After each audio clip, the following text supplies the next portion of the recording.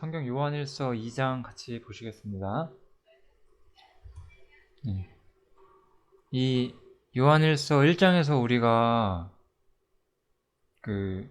앞에다 좀 쓸까요? 하나님이 빛이시라는 이야기로 출발을 했죠. 그래서 이것은 어떤 죄와 어떤 타협할 수 없는 지점이 있고, 이 죄 문제에 대한 확실한 어떤 성도로서 가져야 되는 이해도가 있다, 이런 부분을 좀 말씀을 드렸고, 좀 이어져 오죠. 그래서 요거는 이제 그 1장에서 요약을 제가 좀 적어 놓은 거고, 이런 구절들이 있었죠. 우리가 죄 없다고 한다면 스스로 속인다는 말이었고요. 범죄치 않았다고 말한다는 것은 하나님을 거짓말하는 자로 만드는 것이었고, 이게 요한일서 2장에 나오는 구절이죠. 나의 자녀들아, 내가 이것을 너희에게 쓰면, 그러니까 이런 두 구절 때문에 뭐 우리가 죄를 지어도 된다, 이걸 가르치려고 하는 것이 아니고, 사도 요한은 너희가 죄를 범치 않게 하기 위해서 내가 이것을 쓴다, 이 요한일서를 통해서 가르침을 주고자 하는 것이다, 이렇게 이야기를 시작하고 있는 거예요. 이어서 사도 요한은 이렇게 이야기를 하죠. 만일 누가 죄를 범하면 우리가 죄를 범하지 않을 수는 없어요. 이거는 어쩔 수 없는 부분인데, 그렇다고 이걸 용납하라는 뜻은 아니라고 분명히 했고요. 그러나 우리가 죄를 범하게 된다면 아버지 앞에서 우리에게 대언자가 있으니 곧 의로우신 예수 그리스도시라 라고 이야기를 하죠. 그래서 만약에 지금 우리가 하나님과 관계가 회복된 뒤에 우리가 범죄하게 된다면 우리에게는 이 문제에 대해서 대신 하나님께 어떤 화목을 요청하실 분인 이 대언자가 있다는 거예요. 우리나라 말로 좀 더 익숙한 표현을 쓰자면 중보를 하시는 분이죠. 이 중보하시는 예수님은 특별히 여기서 이 단어에 좀 관심을 가지시면 좋을 것 같아요. 그냥 예수 그리스도가 아니라 의로우신 예수 그리스도라는 거예요.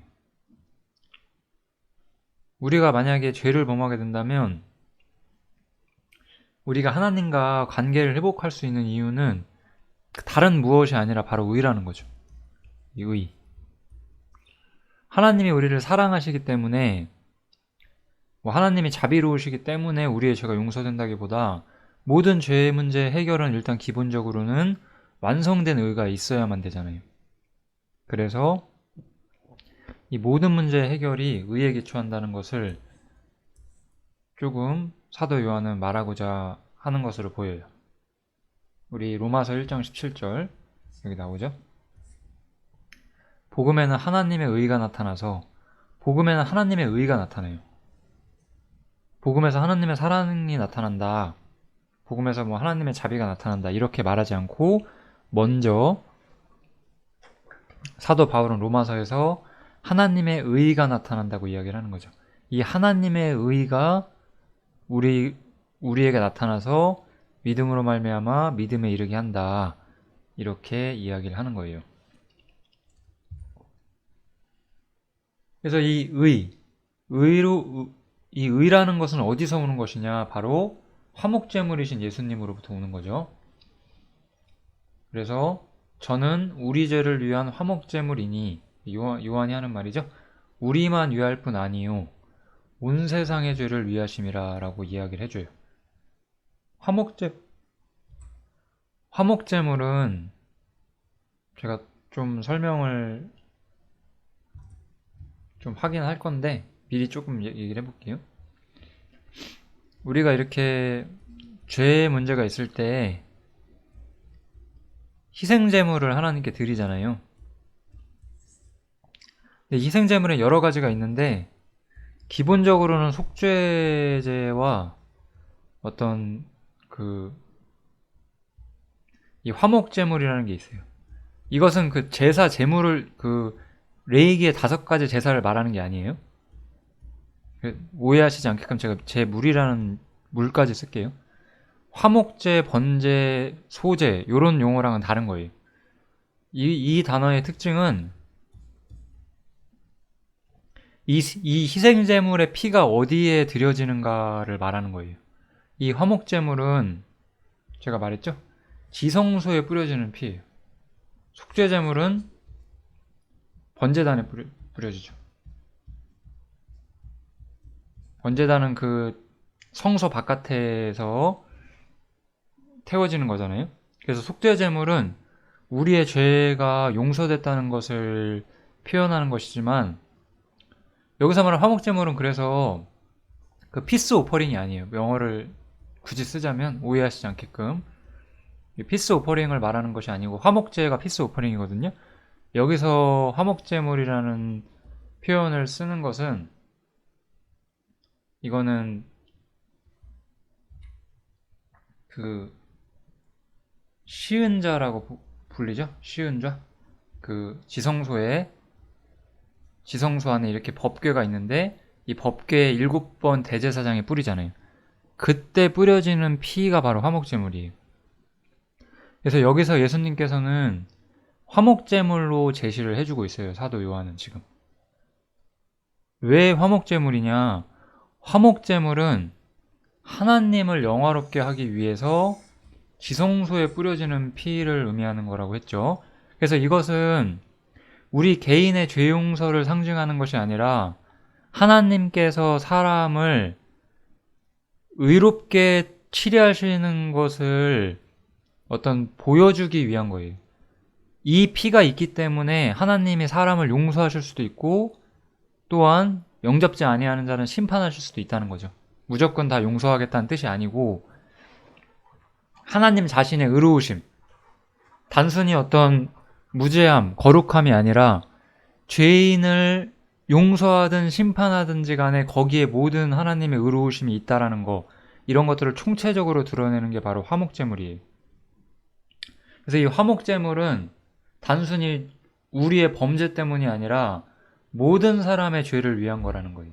누구든지 이 지성소에 하나님의 보좌의 피가 뿌려졌기 때문에, 하나님께서 예수님의 피로 인해 만족했기 때문에 누구든지 예수님을 힘입어 하나님께 나아가고자 한다면 하나님께서 기꺼이 받아주실 수 있다. 바로 이 사실을 공표하는 것, 이게 바로 화목제물이라는 거예요.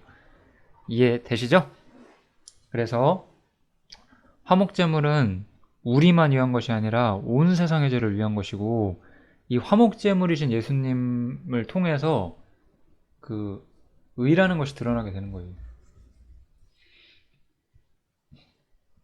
그래서 이 속죄제물하고는 좀 다른 개념이라는 것까지 기억해 주시면 좋겠습니다.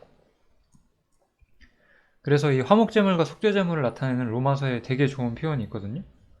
이건 로마서 3장에 나오는 거죠. 이거는 로마서 4장에 나오는 거예요. 그래서 이 예수를 하나님이 그의 피로 인하여 믿음으로 말미암는 화목제물로 삼으셨다, 이렇게 나오죠. 이는 하나님께서 길이 참으시는 중에 전에 지은 죄를 간과하심으로 자기의 의로우심을 나타내려 하심이다. 하나님 자신의 의로우심이 계시되는 거예요. 이 화목제물을 통해서. 그렇지만 이 로마서 4장에서는 예수님께서 우리의 범죄함을 위해서 내어줌이 되셨다라고 이야기를 하죠. 이것은 속죄제물로서의 어떤 효력을 또한 가지고 계시다, 이렇게 생각해 주시면 될 것 같습니다. 그래서 하나님과 우리 사이에 문제가 해결되는 모든 근원은 어디에 있느냐? 바로 하나님의 의로우심에 있다는 거예요. 교제의 본질을 이건 분명히 가르쳐 주거든요. 이거를 모르시는 분들이 너무 많아요. 기독교인이라고 하면서 하나님과 사람 사이의 교제는 기초가 뭐냐라는 거예요.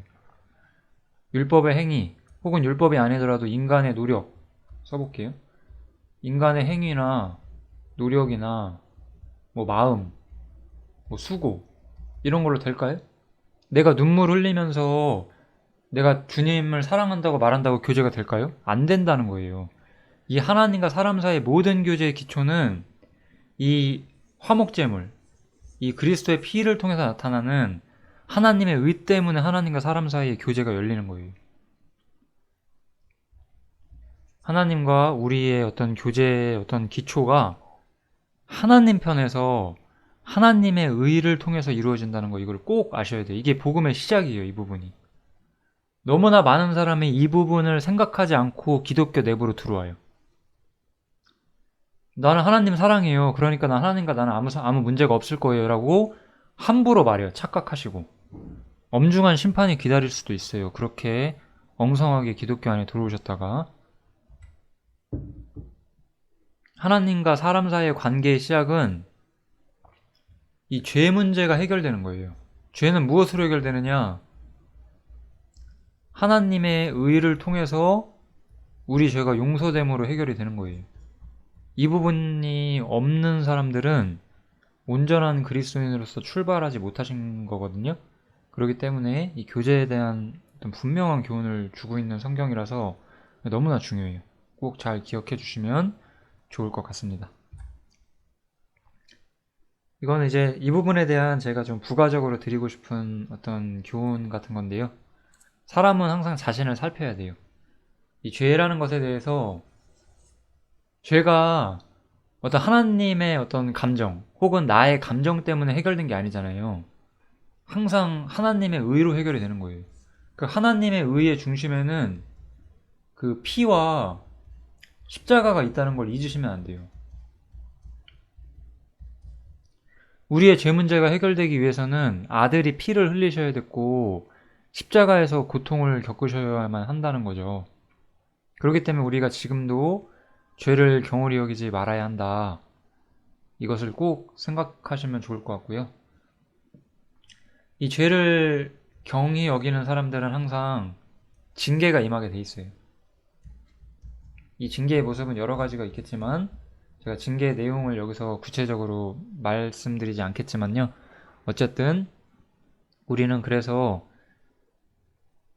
자신을 살펴야 되고 자신을 살핌으로써 세상에서 판단받거나 그런 일들이 없게끔 해야 된다는 거예요. 항상 죄에 대해서는 의롭게 판단하셔야 돼요. 물론 사실 하나님의 의를 통해서 들어오지 않은 사람은 이 죄에 대한 의로운 판단이 안 돼요. 눈물 흘린다고 하나님이 용서해 주시는 게 아니에요. 내가 뭐 마음을 감동한다고 하나님과 내 관계가 변하지 않아요.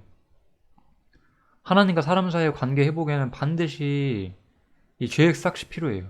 피. 화목제물이신 예수님의 희생. 그것이 반드시 필요하다는 것을 성경은 분명히 이야기를 해주고 있어요. 사도 요한은 모든 이야기 앞에 이 이야기를 가장 먼저 하고 있는 거예요, 지금.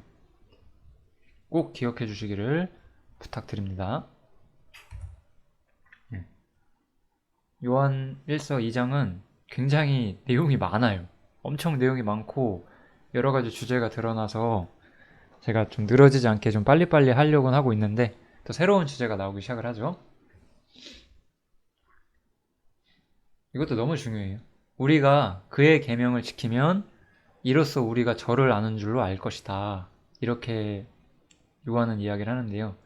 여기서 중요한 게 뭐냐면 사람이 나는 이제 하나님을 알게 됐어요. 이렇게 말을 할 수 있죠. 그런데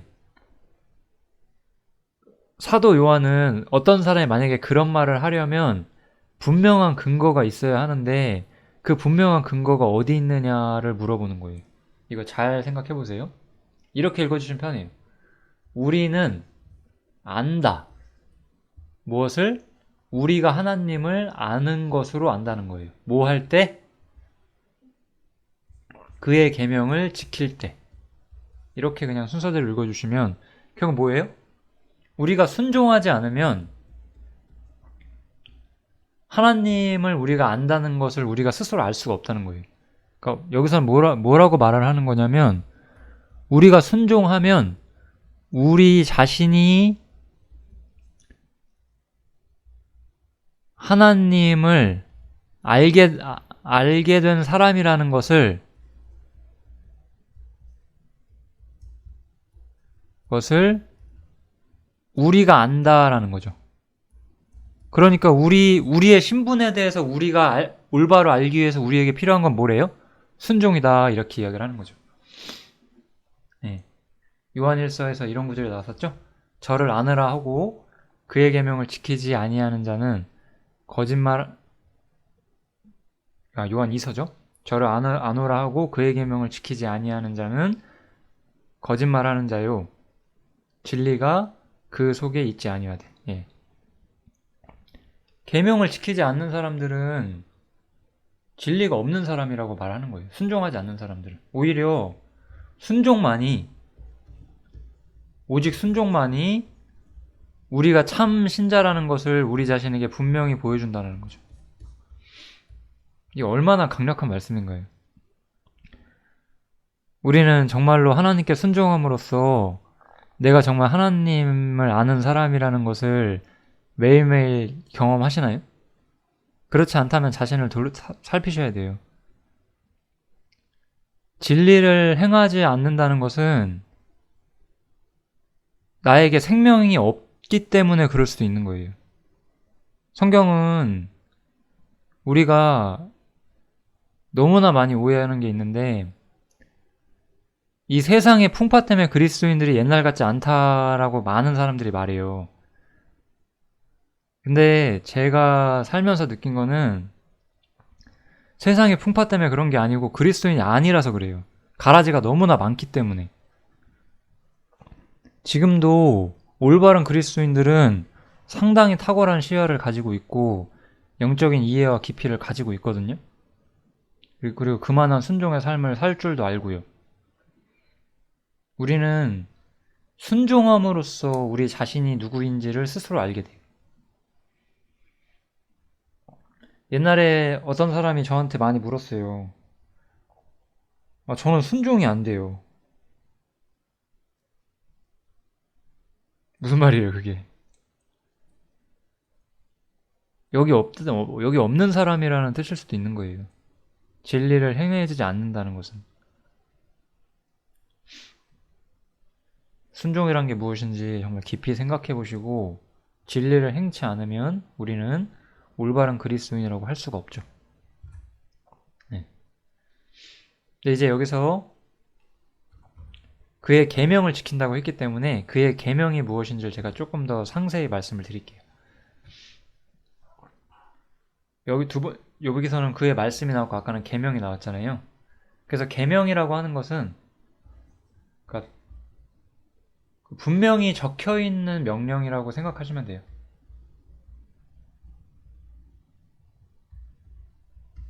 예. 십계명 이런 식으로 분명히 성경에 딱딱 기록되어 있는 명령을 그것을 계명이라고 생각하시면 돼요. 먼저는 구약 성도들은 계명을 받았어요. 그리고 이제 우리는 계명 안에서 그 계명이 확장된 이 적혀 있는 명령에서 조금 더 확장된 부분인 말씀이란 영역에 들어오게 돼요. 말씀도 어떤 하나님께서 말씀하신 모든 부분을 이야기를 하는 거겠죠. 그런데 이 말씀을 지키는 사람들, 이 계명과 말씀은 그래서 어느 정도 유사한 부분이 있거든요. 그래서 그의 말씀을 지키는 사람들은 하나님의 사랑이 참으로 그 속에서 온전케 되는 일이 일어나게 돼요. 이렇게 온전케 될 때 우리는 무엇을 알게 되냐? 우리가 그분 안에 있는 것을 알게 돼요. 그러니까 뭐예요? 우리가 우리의 신분을 정확히 알려면 항상 우리는 뭘 해야 돼요? 순종을 해야 된다는 거예요. 순종하지 않으면 우리는 우리의 신분을 정확히 몰라요. 왜냐? 저 안에 거한다고 하는 사람들은, 그분 안에 거한다고 하는 사람들은 그의 행하시는 대로 자신도 행하는 사람들이기 때문에 그래요. 그래서 온전케 된 사람들은 주님 안에 거하는 자답게 주님이 행하시는 대로 자신도 행하는 법을 알게 되고, 그렇게 함으로써 자신이 그리스도 안에 거하는 사람이라는 것을 스스로 알게 된다는 거예요. 여기서 이제 온전케 된다는 말은 참 이 말에 대한 참 고대부터 많은 오류들이 있어왔어요. 이게 퍼펙트란 단어를 쓰는데 완벽이잖아요. 그러니까 이게 어떤 무죄 상태가 되는 것이다. 뭐 이런 게 진짜 많았죠. 이거 어림도 없는 소리고요, 이런 것들은. 제가 좀 너무나 쉬운 예를 들어볼게요. 우리가 굉장히 쉽게 질문받는 주제가 있거든요. 성경에서 술 먹지 말라고는 안 하지 않았나요? 취하지 말라고 했지 먹지 말라고는 하지 않았나요? 뭐 이런 표현 있잖아요. 이런 거를 걸고 늘어지면서 자신이 하고 싶은 대로 하는 거죠. 담배 피지 말란 말은 없지 않나요? 뭐 이런 느낌. 뭐 연애하지 말란 말은 없지 않나요? 뭐 이런 거 있죠. 그 밖에 무엇이든지요. 뭐 이런 것들을 제가 이렇게 말했는데 정말로 하면 안 된다 이렇게 말하고자 하는 게 아니라, 그런 질문 속에는 내가 하고 싶은데 성경에서 하지 말라고 써있지 않으니까 상관없는 거 아니냐라고 묻고 싶기 때문에 그렇게 물으시는 거잖아요. 그러니까 그런 것은 온전한 거와 거리가 먼 거예요. 우리가 온전하다는 말은 가르침을 주시는 분의 뜻을 이해하는 거예요. 부모님이 나에게 원하는 게 있어요. 부모님이 나에게 원하는 게 있어서 내가 뭔가를 그 목표를 이뤄가야 돼요. 근데 거기서 부모님이 모든 세세한 거에 하나하나, 뭐 아침에는 정확히 딱 이만큼 밥 먹고 이렇게 해서 이렇게 해갖고 학교에서 이렇게 생활하고 딱딱딱 모든 것을 막 이렇게 기계처럼 정해주시지 않잖아요. 그렇지만 부모의 뜻을 이해하는 사람은 어느 정도 자기 삶에 어떤 절제라는 것도 할 줄 알고, 통제라는 것도 할 줄 알고, 부인이라는 것도 할 줄 안단 말이에요. 자기 부인이라는 것도. 성경에 써있지 않아도, 부모님께서 나에게 말하지 않아도, 직장 상사가 나한테 말하지 않아도 나는 그걸 한단 말이죠. 나에게 가르침을 주시는 분의 뜻을 이해한다는 건 그런 거예요. 바울 사도는 디모데한테는 약을 대신해서 포도주를 쓰라고 이야기를 했어요. 뭐 성경에는 굉장히 많은 케이스들이 나오죠. 이런저런 상황에 대해서. 근데 항상 사람들은 성경에 써있지 않은 걸 질문을 하죠. 그럼 저는 성경에 써있지 않으니까 몰라요 이렇게 말할 수 있을까요? 상황을 보면 다 답할 수 있다는 거죠. 그 사람이 왜 그렇게 하고 있는지, 무슨 목적으로 그 사람이 그걸 하고 있는지, 우리가 그런 거를 스스로도 판단하고 우리가 그걸 들을 수 있다면 적합한 조언을 해줄 수가 있죠. 왜냐? 하나님의 가르침을 이해하고 성경에 명백히 써있지 않은 주제에 대해서도 우리는 하나님이 원하시는 바를 알 수 있어요. 이것이 바로 그리스도인들이 온전한 자리에 들어오는 방법이에요. 이거는 성경 밖으로 나가는 게 아니에요. 오해하시면 안 돼요. 성경 밖으로 나가서 내 맘대로 무언가를 하라고 제가 말하는 게 아니잖아요. 우리는 사람과 무슨 대화를 하면 당연히 그 말과 말 사이에 있는 그 사람의 심중에 있는 그런 걸 우리가 잡아내잖아요. 우리가 사람과 대화를 하면. 그러니까 그런 게 보인다는 거죠. 그렇게 사람이 하나님을 온전히 이해하는 것이 바로 온전케 된다는 거예요. 이 주제가, 이 계명 말씀 온전케 됨, 이것이 굉장히 반복돼요. 요한 1서 2장에서는요. 제가 뒤로 가면서 몇 번 더 적용을 다시 해드릴게요.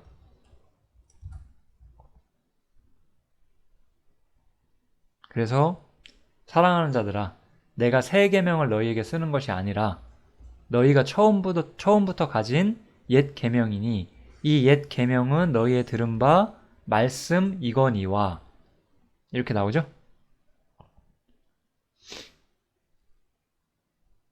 옛 계명은 뭐래요? 옛 계명은 너희가 이미 듣고 배워왔었던 말씀이래요. 여기서 사실 엄밀히 말하면 구약 성경을 말하는 것으로 저는 보이고요. 그러니까 이미 이 사람들은 그리스도인으로서 하나님의 말씀, 구약 성경을 배워왔어요. 신약 성경도 일부는 나오기 시작했겠죠. 거의 이거는 AD 거의 90년대 요한일서가 쓰여졌기 때문에 아마도 신약 성경도 대부분 완성이 돼 있는 시절일 거예요.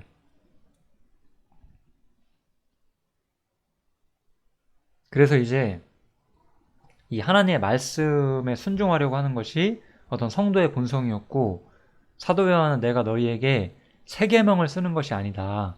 여기서 사도 요한이 세 계명이라는 용어를 쓰는 이유는 이 영지주의자들이 이제 우리는 새로운 지식을 얻어야 한다, 그러면서 어떤 특별하고 새로운 걸 추구하라고 말했거든요. 그런 세 계명이 아니다라는 의도가 좀 담겨져 있어요. 이건 저도 성경을 많이 공부하다 보니까 왜 사도 요한이 이 시기에 요한일서 썼는지 이런 것까지 생각하면서 조금씩 느끼고 있는 부분이고요. 뭐 그냥 적당히 저 정도로만 이해해 주셔도 괜찮아요. 그래서 저런 것들을 내가 말하는 것이 아니라 나는 이미 너희가 가지고 있었던 처음부터 가진 옛 계명, 바로 성경. 너희는 성경을 가지고 하나님의 뜻에 순종하며 살 수 있다, 이 얘기를 하는 것이었고요. 다시 내가 너희에게 새 계명을 쓴다. 이거는 그래서 영지주의자들이 말하는 새 계명이 아니라 저에게와 너희에게도 참된 것이다 라고 이야기를 하는 거죠. 왜냐? 이는 어두움이 지나가고 참빛이 벌써 비침이니라, 이렇게 이야기를 하는 거예요. 왜 참빛이 비쳐야지만 우리가 이것이 되느냐? 제가 아까 하나님의 생각과 뜻을 성경에 적히지 않아도 이해하면서 배운다고 했죠. 왜냐하면 우리 하나님이 어둠 가운데 계셨다고 했잖아요. 제가 요한일서 1장에서 어둠 가운데 계시다는 건 하나님이 빛이 아니시다 그런 느낌이라기보다는 하나님이 계신 곳에 사람이 갈 수가 없었어요. 사람은 하나님이 계신 곳에 갈 수가 없었기 때문에 하나님은 어둠 가운데 계신 것과 똑같았죠. 우리가 사람이 하나님을 볼 수가 없었으니까. 이때 사람에게는 하나님을 알 수 있는 게 굉장히 적었고, 하나님께서는 사람에게 아주 작은 하나의 지침인 율법, 특히 이제 여기서는 율법은 약간 십계명을 의미한다든지 혹은 유대인들이 고수하는 어떤 기독교를 반대하는 율법이라는 용어가 있기 때문에 특별히 여기서는 계명이라는 용어를 가장 많이 쓰죠. 그러니까 하나님께서 지키라고 주신 명령을 말하는 거예요. 이 계명이라는 것을 주셔서 사람이 이 계명을 따라서 사는 것이 사람이 할 수 있는 전부였어요. 예를 들어 그래서 지금 만약에 어떤 그리스도인이 십계명을 쫓아서 어떤 십계명을 쫓아가지고 뭐 하나님만 섬기고 사랑하고 뭐 악을 행하지 말고, 예를 들어 뭐 이렇게 그냥 뭐 제가 그냥 종합해서 이야기했는데, 이렇게만 생각한다면 그 사람도 사실 하나님이 어두운 거예요. 하나님이 어둠 가운데 계신 거예요. 하나님 자체에 대한 찬란한 광채와 빛 가운데 하나님의 모든 모습을 보지 못한 채로 하나님이 내게 주신 계명만 따르는 사람이에요. 이게 바로 옛 계명 시대예요. 그러니까 이렇게 율법 아래서 하나님이 숨겨져 계실 때, 하나님이 사람에게 안 보이실 때 주어졌던 거, 이게 바로 옛 계명이겠죠? 근데 이제 새 계명을 주신대요. 왜냐하면 저에게, 예수님에게와 너희에게도 참된 것인데, 이 새 계명이라고 하는 것은, 왜냐하면 어두움이 지나가고 참빛이 비쳤다는 거예요. 참빛이 비쳤다는 거는 이제 휘장이 찢어져서 하나님이 계신 곳에 우리가 같이 들어갈 수가 있게 되었다는 거죠. 우리를 이 자리로 넣어주는 공로는 바로 예수님께 있었죠. 그래서 성경에서는 하나님께서 예수님 안에 있다 그러고, 우리가 예수님 안에 있다 그러고, 예수님께서 또한 하나님 안에 있다고도 말을 하죠. 즉 우리는 하나님을 올바로 볼 수 있는 자리에 들어왔다는 거예요. 여기가 바로 참빛이에요. 그러니까 하나님을 참으로 볼 수 있는 자리, 빛이 있어야지만 우리가 물체를 볼 수 있었잖아요. 그래서 참빛이라고 하는 자리에 우리가 들어왔어요. 그래서 하나님이 어떤 분이신지, 하나님이 무엇을 원하시는지 우리는 정말로 볼 수 있게 되었고, 그것은 예수님에게 온전한 것이었고 온전한 빛이었고 예수님에게만 온전한 빛일 뿐 아니라 이제 우리에게도 온전한 빛이 되었기 때문에 저에게와 너희에게도 참된 것이다 라고 이야기를 하는 거예요. 이거는 저는 답을 말씀드리는 거예요. 이론적으로 제가 그냥 언어로 표현할 뿐이지만 결국 이것을 우리 개인이 아느냐는 다른 문제예요. 제가 이렇게 설명할 수 있는 이유는 제가 참빛 가운데서 하나님을 받고 하나님을 알기 때문인 거예요. 여기 화목제물이신 예수님이셨죠? 화목제물이셨던 그리스도의 십자가로 인해서 하나님이 어떤 분이신지가 완전히 드러났어요. 그럼 이제 사실 하나님 편에서 드러내셨다는 거예요. 근데 내가 이 드러난 하나님을 봤냐? 이건 다른 문제죠. 보셨습니까? 이거를 듣는 우리 형제님들은 이걸 보셨나요? 이걸 보시지 못했으면은 아직 온전한 데까지 나아오시지 못한 거예요. 더 나아오셔야 돼요. 성장하셔야 돼요. 전 요한일서 2장 공부하실 때 좀 찔리셨으면 좋겠어요. 왜냐하면 요한일서는 우리에게 성장이라고 하는 엄청난 문제를 던져주거든요. 제가 뒷부분에서 다시 이야기할 거예요. 그래서 이 십자가에서 우리가 하나님이 어떤 분이신지를 사실 다 알게 되거든요. 거기서 그 십자가 복음을 통해 제시되는 문서로 적혀져 있지 않지만 우리 안에 전해 들어오는 삶의 원칙들이 있단 말이에요. 그것들이 바로 새 계명이에요. 그것들이 새 계명으로서 우리의 삶을 지도하죠.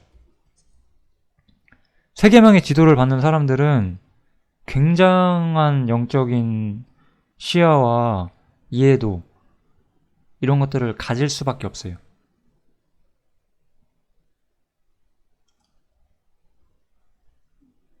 제가 이렇게 기독교 세계에서 듣는 말 중에 가장 참 안타깝다고 생각하는 게 사람이 하나님을 어떻게 그렇게 온전히 알 수가 있냐. 당연히 우리가 하나님의 어떤 무한한 신성에 대해서 우리가 절대 알 수 없어요. 그건 하나님이 사람에게 보여주시질 않았어요. 처음부터. 근데 우린 뭘 알 수 있어요? 예수님을 통해 드러난 하나님의 인격, 완전한 인격, 사랑, 인간이 이해할 수 있는 인격의 측면에서 가장 완전한 존재로서의 하나님의 성품, 이런 것들 다 우리가 알 수 있게 되잖아요. 그러면 결국은 그것은 내가 어떤 사람이 되어야 할지, 내가 어떤 사람을 사랑해야 할지, 이런 것들은 충분히 알게 해준다고요. 내가 무엇을 위해 살아야 할지, 이런 것들은 인간이 사는데 필요한 건 다 전해주신다는 거예요.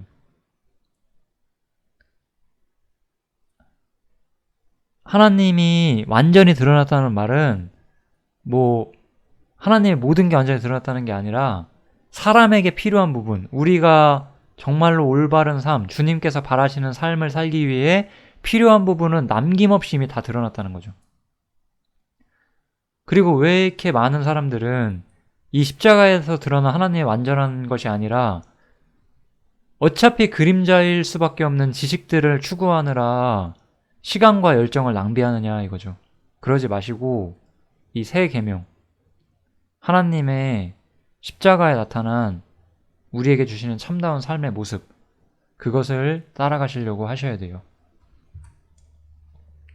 그래서 이 하나님의 뜻을 알고 행한다는 것이 어떤 기본적인 원칙이 되고, 이거는 옛 계명이나 새 계명이나 사실 동일하겠죠.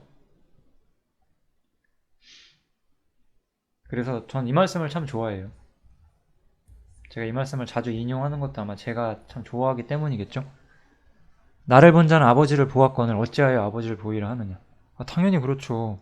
예수님의 십자가를 본 사람들은 하나님을 본 사람들이에요. 근데 왜 하나님을 또 다른 데서 자꾸 보려고 그래요? 구약 성경에 있는 어떤 심오한 예를 들어 에스겔에 나오는 어떤 그런 천사들의 모습을 보고 어떻게 하나님을 보려고 하냐고요. 에스겔에 나온 천사는 천사잖아요. 천사는 천사죠. 하나님의 종이죠. 이분은 하나님의 아들이시면서 하나님 자신이잖아요. 어디에 더 선명한 하나님의 모습이 있어요? 여기 있죠. 여기에. 왜 여길 찾으시냐고요. 여기엔 여러분들이 찾는, 진짜 여러분들이 올바른 그리스도인이라면 여러분들이 정말로 올바른 신앙인이 되기 위해 필요한 것이 없어요. 저 에스겔에 나온 천사의 모습에는.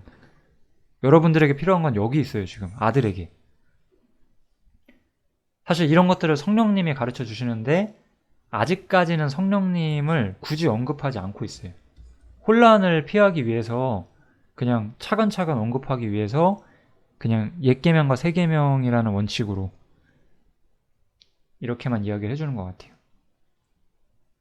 새 계명이라는 게 무엇인지 좀 이해가 되셨나요? 새 계명이라고 하는 것은 문자로 써 있는 것 이상 그 나에게 명령하시는 분의 마음을 헤아리는 거예요. 하나님의 생각, 하나님의 정서, 하나님의 뜻과 목적을 알고 행하는 거예요. 이거예요.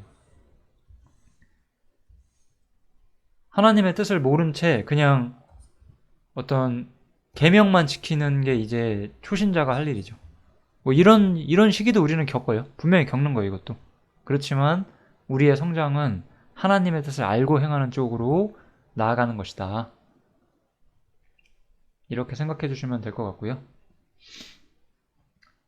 그래서 이제 빛 가운데 있다 하면 형제를 미워하는 자는 아까 우리 또 이제 순종의 자리를 다시 보죠. 어떤 사람이 스스로가 빛 가운데 있다고 말하면서 형제를 미워한다면 그 사람은 아직까지 어두운 가운데 있는 것이다 라고 이야기를 하는 거고. 왜냐? 우리 한번 이 요한일서에 나온 주요 개념 세 가지를 정리해보면 하나님의 생명을 소유했어요. 이거는 제가 좀 정리를 쉽게 하시기 위해서 제가 좀 용어를 좀 쓸게요. 우리가 거듭나는 것이 바로 하나님의 생명을 소유하는 거죠. 구약시대는 아까 제가 말했던 것처럼 거듭났지만 계명만 있었어요. 빛 가운데 있질 못하게 됐어요. 왜냐하면 예수님을 통해서 완전히 계시지 않았기 때문에. 근데 이제 십자가를 통해서 우리가 빛 가운데로 가게 되는 어떤 새로운 어떤 신앙의 어떤 영역에 들어오게 되죠. 그러면 이런 사람들 안에서는 이제 하나님의 모든 걸 받기 때문에 하나님 속에 있는 진정한 사랑이 역사할 수밖에 없겠죠. 그래서 이 생명과 빛과 사랑은 떨어질 수가 없는 것이다.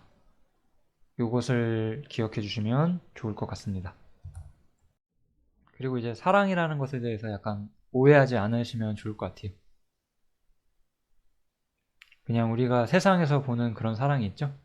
근데 참다운 사랑은 그 하나님이 사랑하시는 자를 사랑할 줄 알고 또 하나님에게서 나온 사랑을 할 줄 아는 거예요.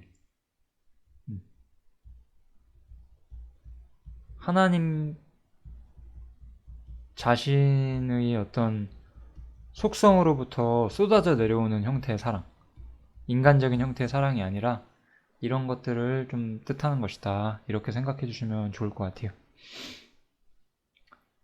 그렇기 때문에 우리는 하나님이 사랑하시는 자를 사랑할 수밖에 없어요. 이 하나님이 사랑하시는 자가 뭘까요? 형제들이죠. 저는 세상 사람을 사실 벗이라고 생각하지 않거든요. 이 세상에서 몇 년 만나다 다시는 안 볼 사람들이잖아요. 그 사람들은. 그리고 하나님 대적하는 사람들이고. 하지만 형제들은 영원히 주님과 함께 영원을 보내야 하는 사람들이죠. 우리 한번 생각을 해볼까요? 내가 지금 형제들과 가까이 있는 것이 재밌지 않은데 거기서 기쁨을 찾을 수 없는데 과연 그들과 영원한 자리에서 기쁨을 찾을 수 있겠어요? 안 돼요. 현재는 항상 미래를 투영해요. 신앙은 항상 그래요.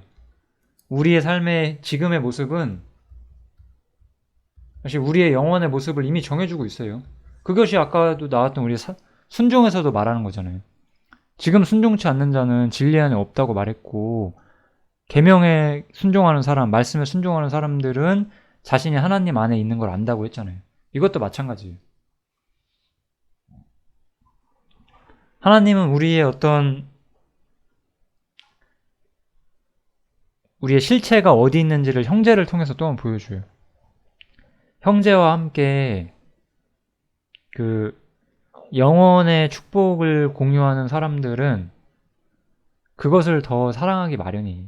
세상에 있는 그런 것들보다. 이것 또한 우리 자신의 모습을 분명히 보여주죠.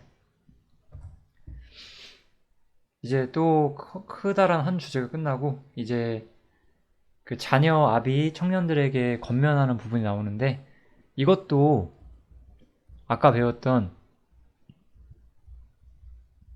옛계명과 쇠계명, 이것 그리고 아까 뭐 빛 가운데 있는 거 이런 거랑 굉장히 관련이 깊어요. 되게 좀 굉장히 엄청난 의도로 잘 배치가 되어 있는 성경이 요한 1서 2장이에요. 그래서 자녀들아, 내가 너희에게 쓰는 것은 너희 죄가 그의 이름으로 말미암아 사함을 얻음이요. 자녀라고 하는 것은 하나님께로 낳은 사람들, 이거는 아들하고 다른 표현이라고 제가 요한복음 1장에서 이야기했었던 것 같아요. 그래서 그냥 새롭게 출생한 사람들, 거듭난 사람들만을 이야기하는 거고, 아들이 되는 사람들은 이제 로마서에서 말하는 거죠. 그리스도와 함께 후사가 되고 하나님을 충분히 많이 알고 있는 그런 사람들. 그래서 첫 번째로는 이 하나님의 권속이 되는 문제는 어디서부터 오느냐? 바로 죄사함을 얻음으로써 시작이 된다라는 거죠. 성경을 아무리 살펴봐도 그리스도인으로서 출발하는 지점은 분명히 죄사함이에요. 다른 어떤 것도 아니고 죄사함을 통해서 분명히 그리스도인으로서 사람은 출발을 하게 돼요. 그 다음에 이제 아비들아 라고 나오죠. 내가 너희에게 쓰는 것은 너희가 태초부터 계신 이를 알미요. 태초부터 계신 이를 안다는 것이 무슨 뜻일까? 저는 이것이 사실 예수님을 안다는 표현이라고 좀 이해가 되네요. 아버지를 안다고 하지 않고 태초부터 계신 이를 안다고 말을 하죠. 또 그 아이들에 대한 또 다른 표현에서도 제가 이야기했나요? 아이들에 대해서? 예. 아이들은 아버지를 알았다고 하잖아요. 그러니까 이것이 태초부터 계신 이가 아버지 하나님은 아닌 것 같고요. 제 생각에는 예수님으로 보시는 게 오히려 좀 더 깔끔하실 것 같아요.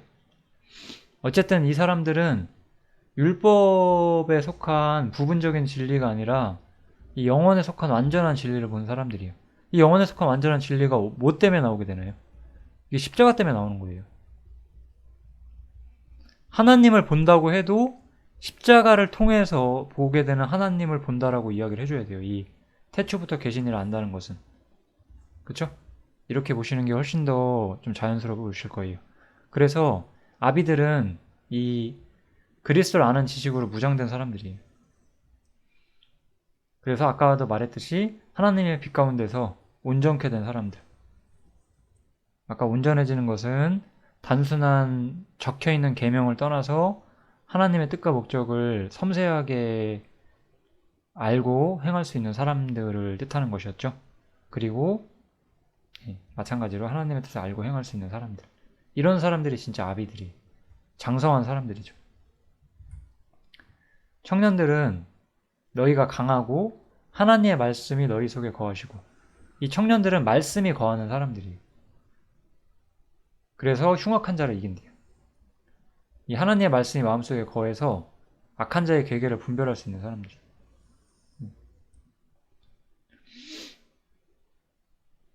그래서 이게 우리가 제가 일단 아이까지 보고 말씀드릴게요. 그래서 말씀을 통해서 분별력을 갖는 거죠. 이거는 여기 제가 말하는 것처럼 어쩐 아비들은 총체적으로 온전해진 사람들이거든요. 빛 가운데서 모든 걸 선명히 보는 사람들. 교회에는 이런 사람들이 있어요. 그러니까 그 진리와 거짓을 분별하는 걸 잘하는 사람들이, 이런 사람들. 진리와 거짓 사이에 어떤 그런 분별력이 있어요. 이런 사람들은. 근데 자기를 부인하고 자신의 삶을 하나님 쪽으로 향하게 하는 능력까지는 좀 아직 부족해요. 저도 이런 시기가 있었기 때문에 아는 거예요. 다 이런 시기 지나왔으니까. 근데 이제 이 사람들은 자신을 부인하는 일과 그걸 통해서 모든 부분에 대해서 총체적인 지혜와 온전함을 가지고 있죠. 그런 사람들이 그리스도 안에서 아비들이다 이렇게 생각해 주시면 되고, 아이들은 그 아버지를 알았죠? 그래서 자녀들, 아까 자녀들은 그 권속이 되는 걸 이야기하는 거잖아요. 권속이 되는 걸 이야기하는 거고, 아이들은 가장 신앙적으로 어린 사람들을 이야기하는 거예요. 이들은 아버지를 알아요. 아버지에 관하여 많은 것들은 아직 모르죠. 그렇지만 본질적으로 아버지는 알고 있어요. 복음을 이해하고 있다는 거죠. 그리고 성장할 필요성이 있다는 것이 또 요구가 되죠. 그래서 우리는 아이에서 청년으로, 청년에서 아비로 이렇게 성장을 해나가야 되는데, 이 아까 청년은 뭘 가지고 있었죠? 청년은 말씀에 대한 분별력을 가지고 있었어요. 그래서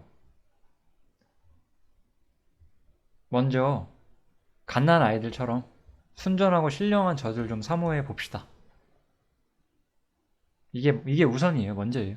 이걸 먼저 하셔야 돼요. 그리고 그런 분들이라면 주 예수 그리스도를 아는 지식이 가장 고상하다는 걸 알고 그것 때문에 모든 것을 해로 여겨보세요. 이거 안 되시면 이거 안 돼요. 모든 걸 해로 못 여기시면 여기를 못 와요. 제 생각에는. 청년에서 멈추는 사람들도 꽤 있어 보이거든요. 제가 보기에는. 그리고 모든 것을 해로 여길 줄 아셔야 돼요. 진짜로. 이거 안 되시면 성장 잘 안 돼요. 꼭 아셔야 되는 부분이 이것도.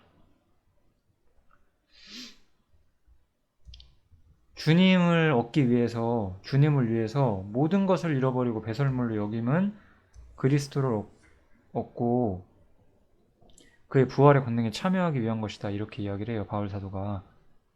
그래서 아비가 되는 데 있어서는 철저한 자기 부인과 주님을 자신의 모든 것으로 삼는 능력, 이것이 반드시 필요하게 되고, 성장을 멈추는 것은 내가 무책임하기 때문인 거예요. 하나님이 내게 뭘 안 주시기 때문이 아니라 성장하셔야 됩니다. 제가 아까 좀 찔려야 되는 부분이 있다고 한 것이 아마 여기 부분인 것 같아요. 성장을 요구한다는 거죠. 좀 참 많이 교훈이 되는 부분이었다 이렇게 생각이 들어요. 네. 이제 요한일서도 끝나가는데요. 이제 또 새로운 주제가 좀 나오죠. 이 세상이나 세상에 있는 것들을 사랑치 말라. 누구든지 세상을 사랑하면 아버지의 사랑이 그 속에 있지 않다.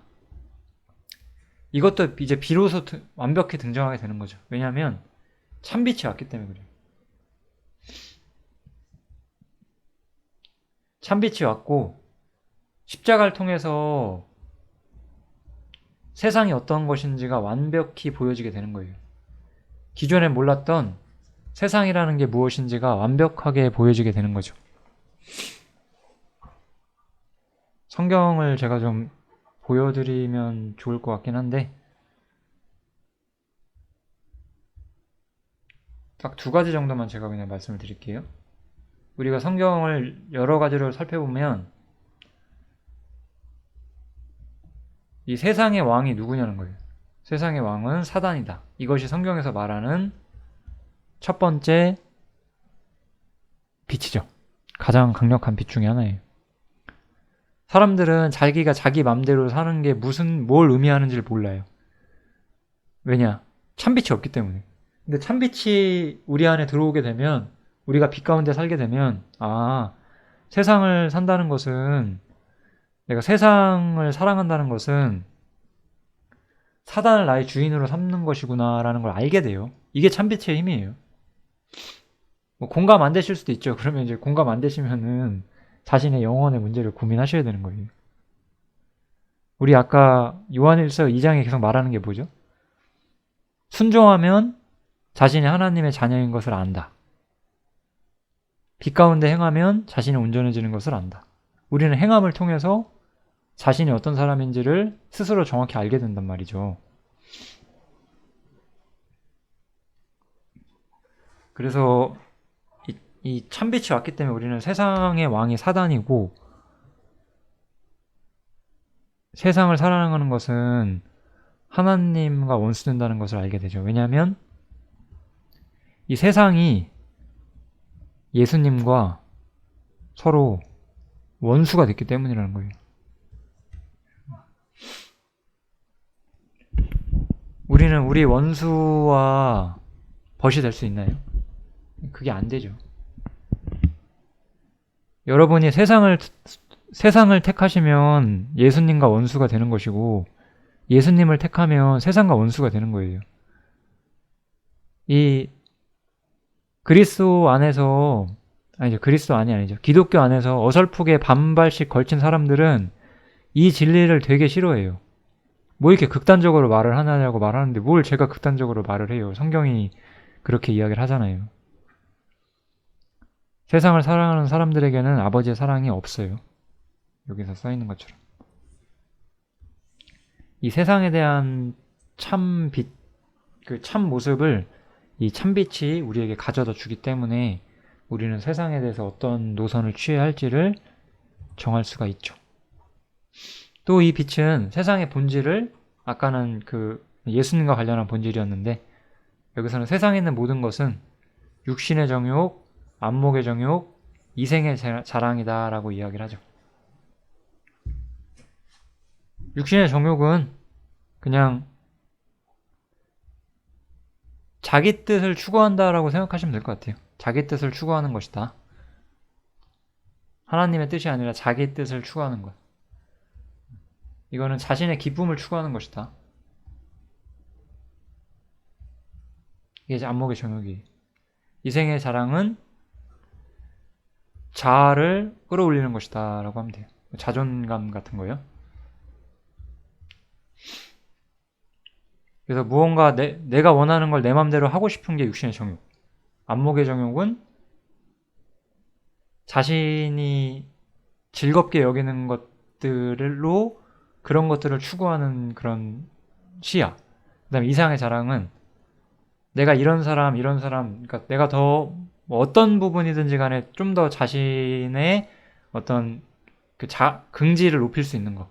자랑하는 거죠. 자식 자랑, 돈 자랑, 뭐 외모 자랑, 뭐 쓸데없는 다 이 세상의 자랑들. 다 사라져 갈 것들. 세상엔 이런 것밖에 없대요. 이게 하나님께서 우리에게 가르쳐 주신 본질이죠. 세상에 이거 말고 다른 게 있어요? 세상은 우리가 우리 마음대로 살고 우리의 기쁨을 위해 살고 자신의 자존감을 높이기 위해 살라고 말을 하잖아요. 어떤 식으로든지 간에.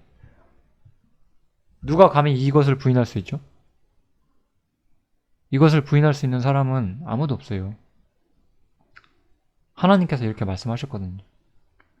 세상에는 하나님께로부터 온 게 없어요. 이 세상에 있는 모든 것들은 아버지께로 쫓아온 것이 아니다. 하나님으로부터 온 것이 아니다라고 말했어요. 그리고 그렇기 때문에 이것들은 다 지나가요. 그리고 하나님의 뜻을 행하는 사람들, 하나님과 동행하는 사람들만이 영원히 거하게 되죠. 여러분들이 육신의 정욕과 안목의 정욕과 이생의 자랑에 부딪힐 때 잠깐만 멈춰 생각해 보세요. 이 세상은 잠깐이라는 거를. 그거를 마음속에 새기시면은 많은 문제를 피해갈 수 있어요, 사실은. 근데 못 피해가시는 이유는 이게 마음속에 안 새기시는 거예요, 지금 이거를. 아, 요한일서 참 좋죠. 참 너무나 좋은 성경입니다, 정말로 요한일서도. 그 다음에 이제 적그리스도에 대한 어떤 대비, 이런 걸로 이제 마무리되는데요. 아이들아, 이것이 마지막 때라. 적그리스도가 이르겠다 함을 너희가 들은 것과 같이 지금도 많은 적그리스도가 일어났다라고 하면서, 이거는 적그리스도 나중에 예루살렘을 차지하는 그 적그리스도를 말하는 게 아니라 그들의 영을 가진 이 거짓된 사람들, 그들이 이미 활동을 시작했다라고 이야기를 하는 거죠. 그리고 이 사람들은 원래는 여기서 우리라면 그 사도와 함께 있었던 그 사도와 동역자들이겠죠? 그 진리의 기독교 안에 있었던 사람들, 이들에게 있었지만 지금은 나갔대요. 만일 우리에게 속하였다면 우리와 함께 거하였으려니와 저희가 나간 것은 다 우리에게 속하지 아니함을 나타내려 함이라. 이들은 진리에 속하지 않았기 때문에 결국은 분리의 자리까지 가게 되었다라고 설명을 해주고 있어요.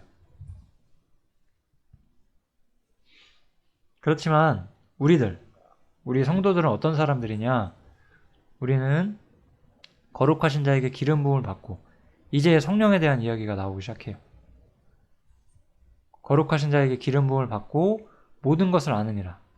내가 너희에게 쓴 것은 너희가 진리를 알지 못함을 인함이 아니라 진리, 예수님의 십자가의 죽음과 부활과 승천, 그것이 우리에게 미치는 어떤 효력, 이걸 모르기 때문이 아니라 너희가 알기 때문에 내가 쓴다는 거예요.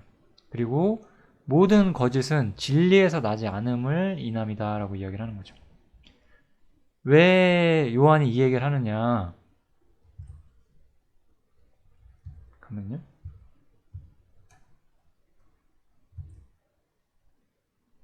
이것 때문에 그런 거예요. 처음부터 들은 것을 너희 안에 거하게 하려고요. 처음부터 들은 것을 너희 안에 거하게 하려고 이 얘기를 하는 거예요. 이 거짓 교사들은 항상 이 처음부터 들은 것이 아니라 다른 것을 더하고자 하거든요. 그래서 너희가 가장 먼저 들었던 것, 거기서 우리가 기름 부음을 받게 되고 진리를 알게 되었기 때문에 그 부분으로 돌아가는 거죠. 그러면서 이제 거짓말하는 자들은 누구냐? 예수께서 그리스도이심을 부인하는 자들이다. 그리고 아들을 부인하는 자에게는 또한 아버지가 없다. 이런 이야기가 나오죠. 예수님을 부인하게 되면 우리는 예수님과 함께 공동된 상속자가 되잖아요. 이 자리를 같이 부인하게 돼요. 그러니까 이거는 구세주로서의 예수님뿐만 아니라 예수님의 어떤 신분, 이런 것들을 부인하는 것을 좀 같이 이야기를 하는 거예요. 제가 이 부분은 복음에 대한 부분이라 제가 여기서 뭐 다시 한번 자세히 설명은 안 드릴 생각이긴 한데, 이 성령을 받는 것은 항상 무엇과 연결이 되어 있냐면은, 이 성령을 받는 것은 예수님이 영화롭게 되신 것과 연결이 돼 있어요. 그러니까 여기서 단순히 구세주이신 예수님을 부인하는 것이 아니라 영화롭게 되신 예수님을 부인함으로써 그리스도인의 신분과 기독교의 본질도 같이 약해지게 되는 그런 거짓들이 들어오게 되었다. 이것을 설명한다고만 말씀드릴게요. 여기서 다 말하기에는 좀 길 것 같아서. 그래서 기름 부음이라는 것은 아까 성령 받는 거라고 했는데, 성령 받는 게 우리에게 무엇을 의미하느냐? 성령 받는 것은 분명 구약 때는 없었던 거였거든요. 그래서 성령을 받는다는 건 무엇이냐? 하나님이 오른손으로 예수를 높이심에. 기름 부음은 무엇이냐? 먼저 예수님이 영광을 얻으셔야 돼요. 그리고 그가 약속하신 성령을 아버지께 받아서 너희에게 주셨다. 그러니까 예수님께서 영광을 받으셔서 너희에게 성령을 주신다는 거예요.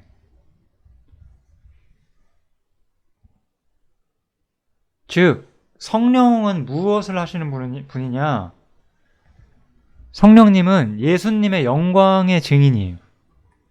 제가 여기서 다시 이야기를 하죠. 예수님께서 영광을 얻으신다는 장면이 성경에 곳곳이 나오거든요. 이 주제가 현대 기독교에서 잘 안 다뤄지고 있어요. 예수께서 가라사대 지금 인자가 영광을 얻었고, 이거 요한복음 13장인데요. 이 부분이 십자가에 달리시기 전에 이 구절을 이야기를 하시죠. 이거는 제가 절까지 써드릴게요. 꼭 아셨으면 하는 구절이라 가지고, 예수께서 가라사대 지금 인자가 영광을 얻었고 하나님도 인자를 인하여 영광을 얻으셨도다. 만일 하나님이 저로 인하여 영광을 얻으셨다면 하나님도 자기를 인하여 저에게 영광을 주시리니 곧 주시리라. 예수님께서 십자가에 순종하셨기 때문에 예수님이 영광을 얻으셨어요. 그리고 이제 그 얻으신 영광을 우리에게 보여주시는 분, 그것이 바로 성령님이에요. 성령님은 예수님의 영광의 증인이에요. 제가 여기 써놨죠? 영광 중에 계신 그리스도의 증인이에요. 성령님은 진리의 성령이 오시면 그가 너희를 모든 진리 가운데로 인도하시리니 그가 자의로 말하지 않고 오직 듣는 것을 말하시며 장래일을 너희에게 알리시리라. 그가 내 영광을 가지고, 예수님이죠? 예수님의 영광을 가지고 영광을 나타내리니 내 것을 가지고 너희에게 알리겠음이니라. 이렇게 이야기를 하는 거죠. 그래서 이 십자가 복음은 이 신약 시대에 나온 이 우리가 기독교라고 말하는 이 완전한 진리의 형태에서의 복음은 단순히 우리가 구주가 된다는 게 전부가 아니에요. 우리가 여기서 뭘 알 수 있냐면 예수님께서 영광을 얻으시고 예수님께서 영광을 얻으셨다는 것을 증거하기 위해서 이게 성령님이 오시는 거예요. 교회에게 이것을 증거하시는 거죠. 이게 그래서 이게 굉장한 엄청난 교훈이 되는데요. 사실 이 모든 일을 하나님이 하시죠. 하나님이 이걸 설계하셨잖아요. 그래서 하나님께서 이 모든 것들을 계획하시잖아요. 그래서 우리가 하나님까지 생각을 해보면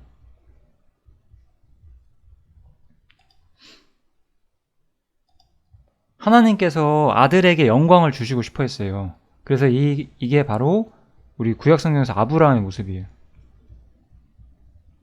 그리고 이제 아브라함이 자신의 모든 기업을 이삭한테 상속을 해요. 모든 기업을 상속받죠. 이삭이. 근데 이 이삭이 모든 기업을 상속받는데 이 모든 기업을 함께 얻을 신부가 필요했어요. 신부. 이 교회가 신부죠. 근데 이 신부를 누가 데리러 가나요? 엘리에셀이라는 사람이 데리러 가죠.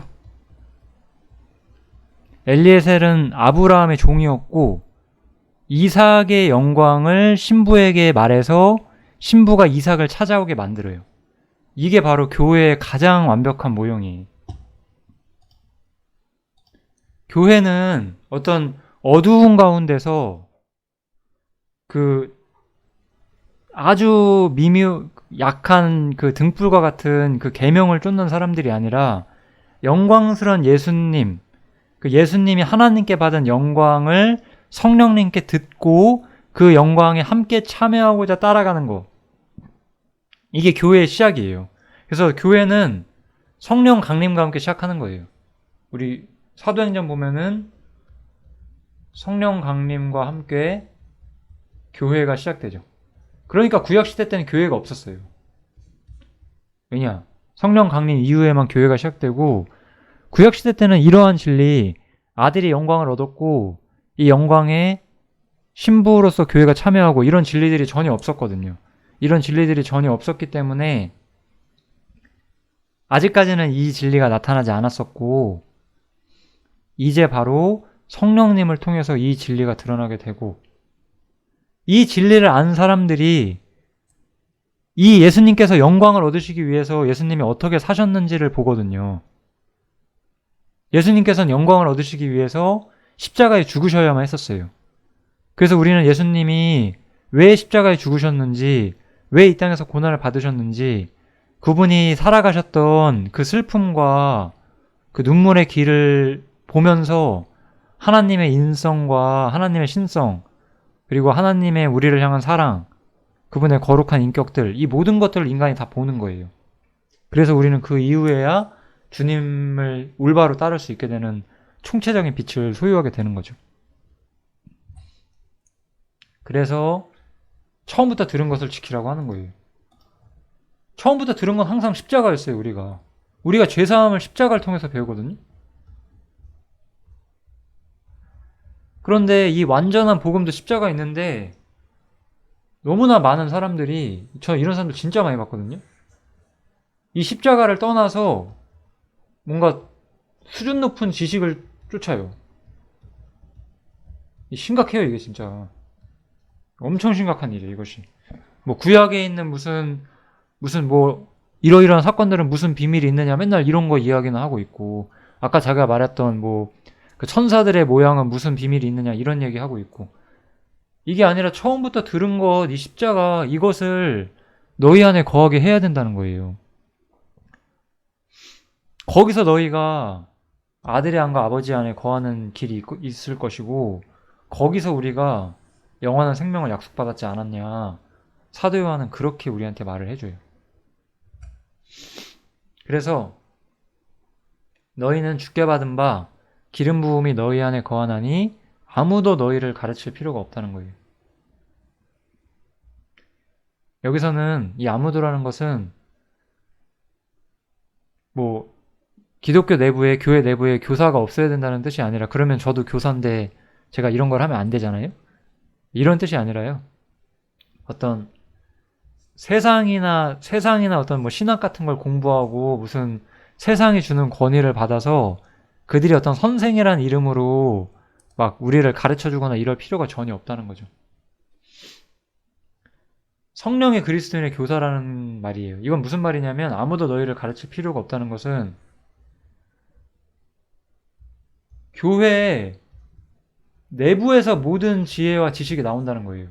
교회 밖에서는 우리는 아무것도 배울 게 없어요. 교회 밖에서 우리를 가르칠 수 있는 것은 없죠. 이게 진리예요. 근데 어떤 사람들은 항상 세상의 지식을 갖고 우리한테 이야기를 하면서 이런 걸 본받아야 되지 않겠냐 이렇게 이야기를 하죠.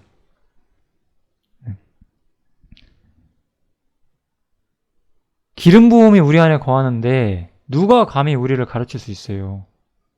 제가 이런 말 하는 게 교만한 걸까요? 이거는 긍지죠, 그리스도인들의. 다윗은 자신이 주의 말씀에 거하기 때문에 자기 지혜가 어떤 노인이나 어떤 선생보다 높다고 말했거든요. 그럼 성령이 우리를 가르치는데 누가 우리를 가르칠 수 있어요?